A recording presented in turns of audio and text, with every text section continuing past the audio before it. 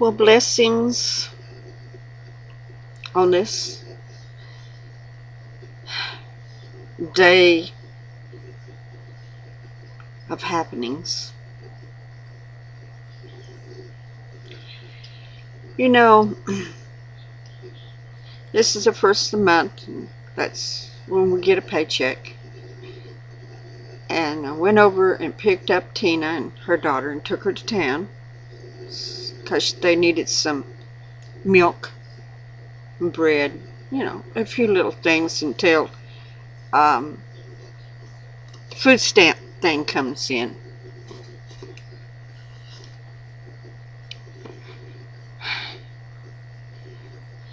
And I was thinking today, I mean, really thinking.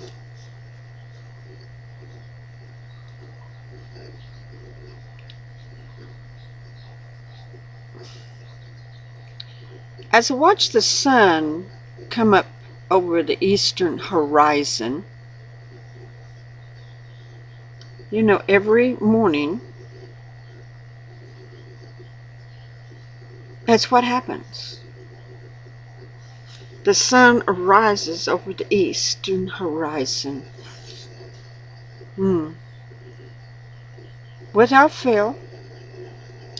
Now there's some mornings when the storm clouds are gathering and they're dark and very ominous.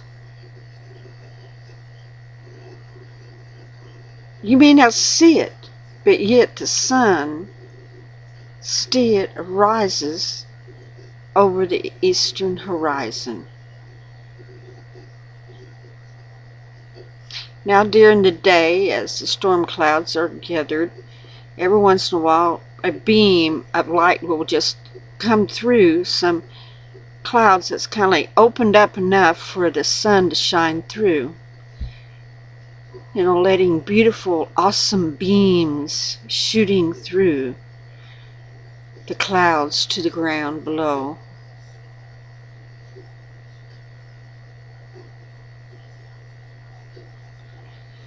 And I was thinking, there's a day coming, very soon, that there is one that will be coming in the eastern sky. A promise made of old. A promise around 2,000 years ago that was made. Not only of the people at that time, but to the people past, and to the people all the way down to us, the future.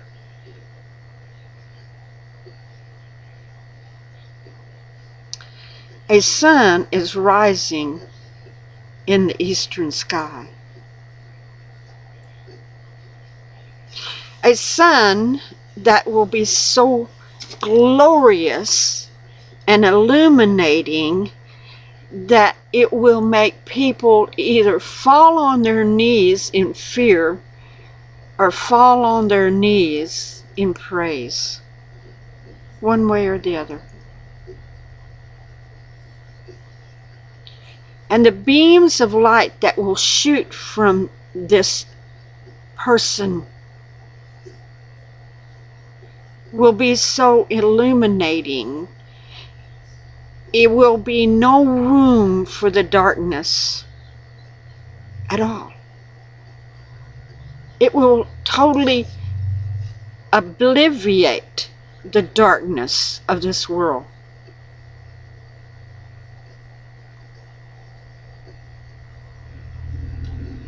And in all his glorious light, he's coming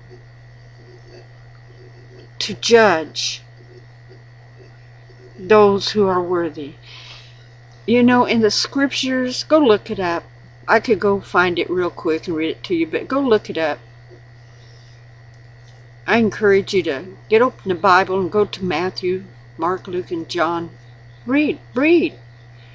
And you'll find where it talks about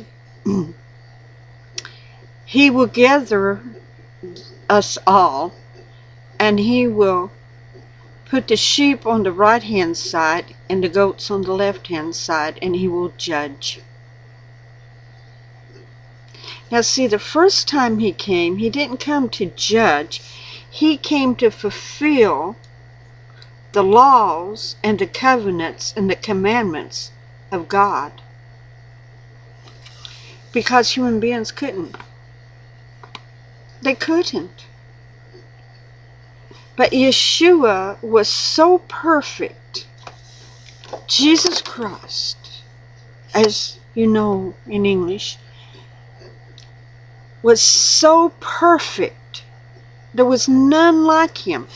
None. I mean, understand this, people. No human being ever before was like him, or ever will be, until we get into our glorious bodies, which will be our inheritance of an eternal life, pattern after him. But he walked and lived in perfection. He fulfilled every law and every commandment, every jot, every title. He's the one that is fulfilling it all. He did when he walked here on the earth, and he's still fulfilling it now, people. Until it's his time to step down, judge, and rule and reign on this earth 1,000 years.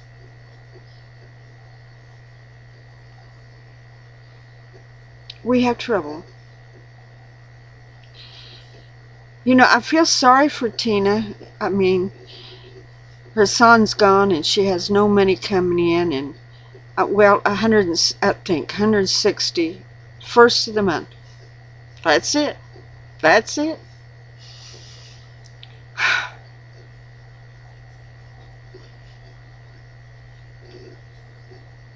But you know, we was talking today, and she said, well, I've only got 10% left on my propane. I just pray that the money will come in some way, somehow. She said, I'll just walk it by faith and trust totally in him, and I know it will be done.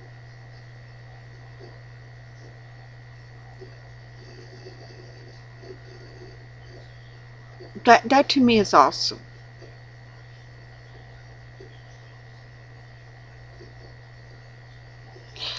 I remember when I first got disabled and I couldn't work. My husband has PTSD, and he hadn't got his check from the military yet because they were fighting him. So we had no money. And I remember there'd be times that I would sit down on the divan and take what little money I had, and I'd take the bills and lay them over there on one side and the money on the other side. And I said, now, Father, there's the bills and there's the money. So you stretch it.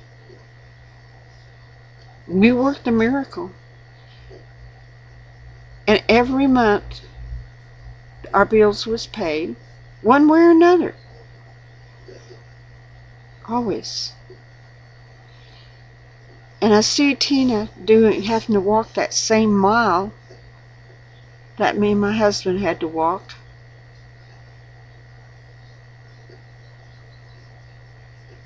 It's hard, people. It's really hard to have faith when everything around you seems negative, you know?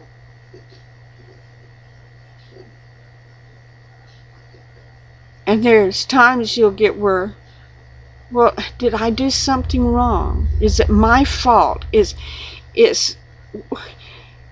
Could I do more for you? Or, the human thoughts come in your mind.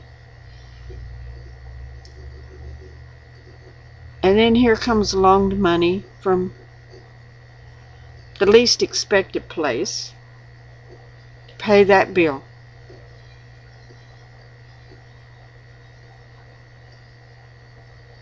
And then you go, well, you know, it's not about me, is it? It's all about you, Father, and your glory, and how good and how you love us. Even when it sometimes seems impossible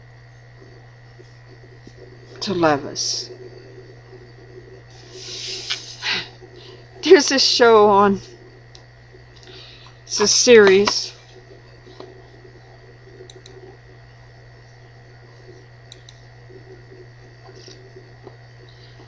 on TV, and it's about angels, you know, and God took a break or something, you know. I just,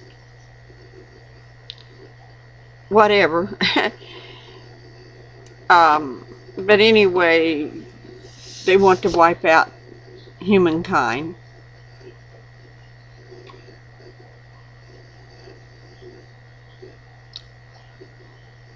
You know, it's full of sin as this world is right now. I would kind of say it wouldn't take much to wipe out this world, the sin, the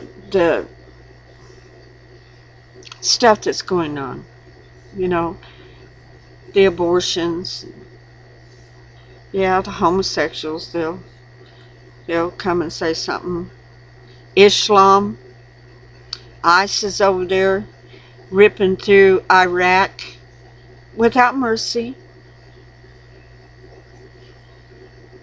saying, you know what, I almost have to laugh, saying Islam is a very peaceful religion.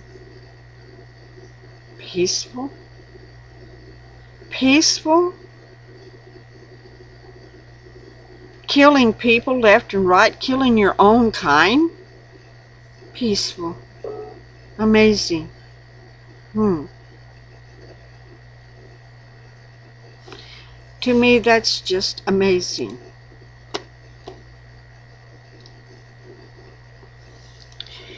You're all supposed to be Muslims, but you kill each other just because you belong to the wrong tribe.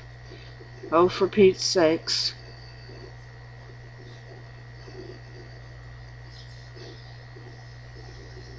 And you don't even believe in the right God anyway. But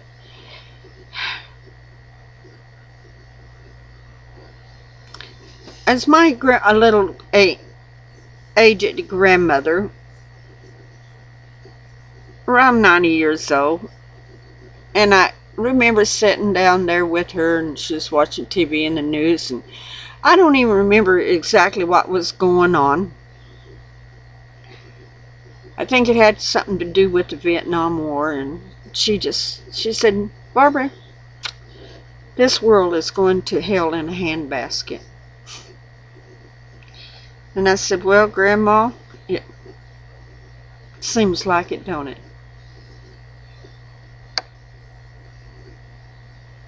It still seems like it, people.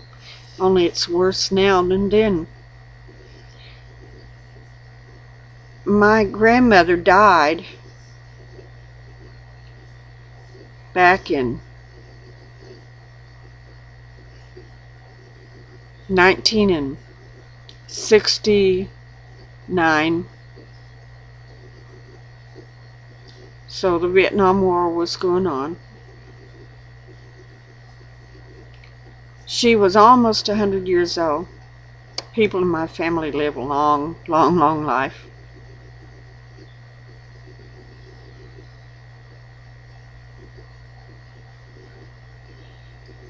But I was pondering these things. Even my grandmother, what was so important in her life, that was the most important thing in her life, besides reading the Bible, because she read the Bible all the time, prayed, but maintaining food for her family, a roof over their heads, clothes on their back, a bed or blankets to sleep with, and she was satisfied.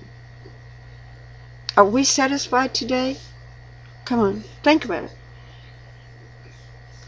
If your kids don't have a TV and Game Boys and Xboxes and all of those game things to play with, it's just like, what in the world am I going to do? My world is going to end.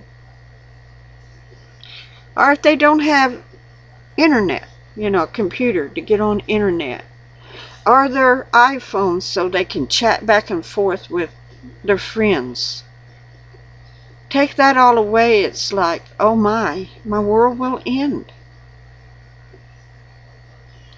We have become a materialistic world and a materialistic nation.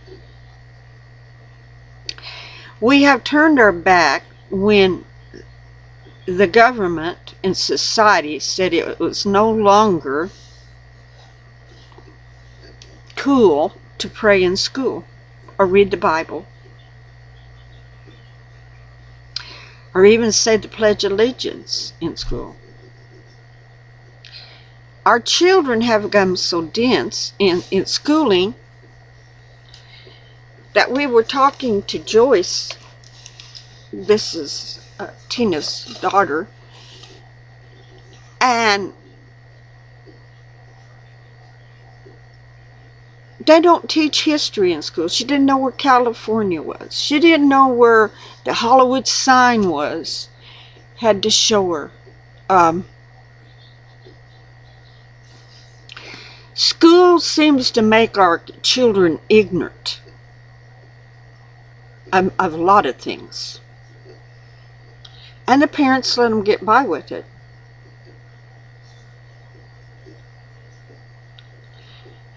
And like, if they mischief, let's just give them, kick them out of school for a couple of days, 3 days, teach them a lesson. I don't know how that's teaching them a lesson, truthfully. So,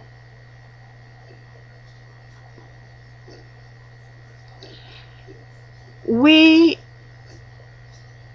as children of God seems to forget what our commission is here on this earth.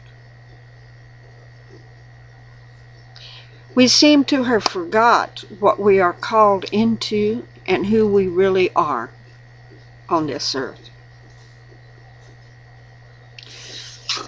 We seem to have got to the place, a lot of Christians, thinking that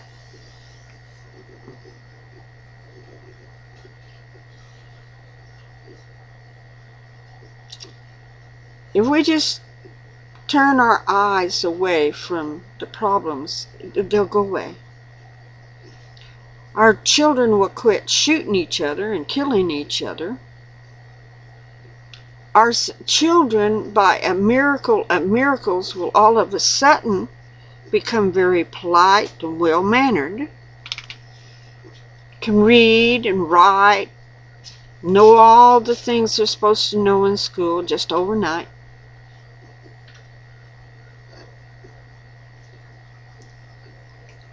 But you know what? It takes an effort in anything, whether you want to believe it or not. It takes an effort to be a parent, to raise your children the way they need to be raised. And that means an effort on your part to watch and see what they're doing. It becomes an effort for you to grow spiritually in God. That means you've got to pick up the Bible and read the Bible at least once in a while to learn the scriptures, what He said. If I write you a letter And I has all sorts of good news, you know, whatever, in it. That might even make you very happy. But if you never open the letter and read the content, then you don't know what I'm saying. You don't know my words. And then you don't understand what I'm trying to tell you, the gift I'm trying to give you. That's sort of like with the Bible. If you never open it up and you never read it, then you never, ever read the true words of God.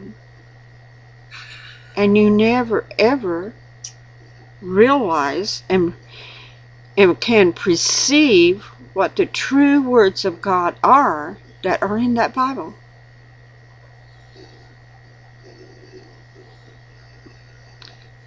I just felt led to put that down. That trouble is coming to the United States, whether you want to believe it or not. The group that's over there tearing Iraq up, when they got let loose, they simply said that we would see them in New York. I believe them.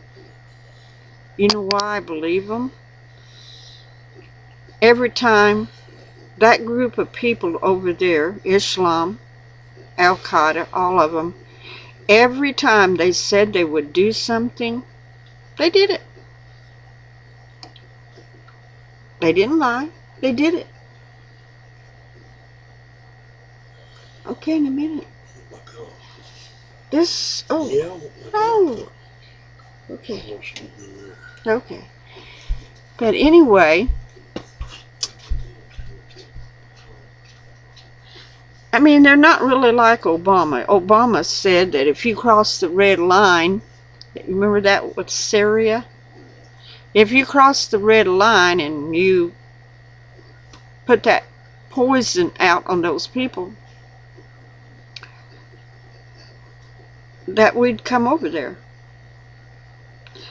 Well, they evidently crossed the red line because it was on the news.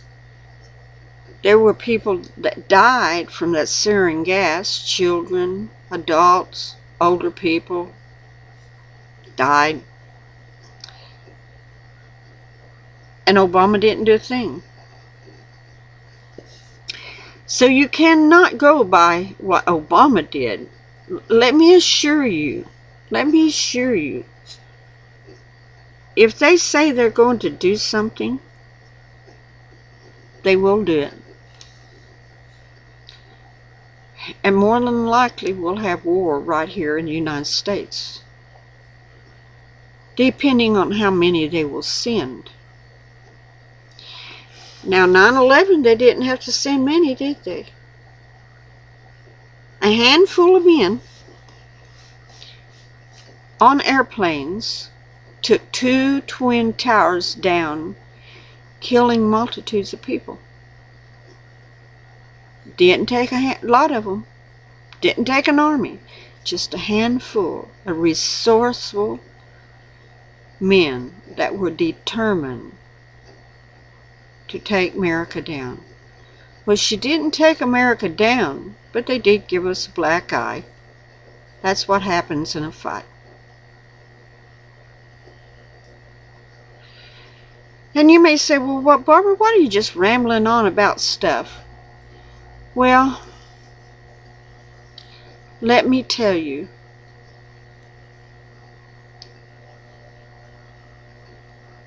Jesus is coming back to earth again. And his glorious light will shine forth. And will you be ready? I mean, really, really, really ready. Will you be ready when he comes? Will you be ready when he comes? I pray that you do. I pray that the things that I've said, that the Father will implant on your heart and give you great wisdom and understanding. Because he's calling you out. He really is. He's calling you out. Because you are his. Jesus Christ paid the price for you, so you're his. And he's calling you out. Quit sitting back there, watching TV, playing your games,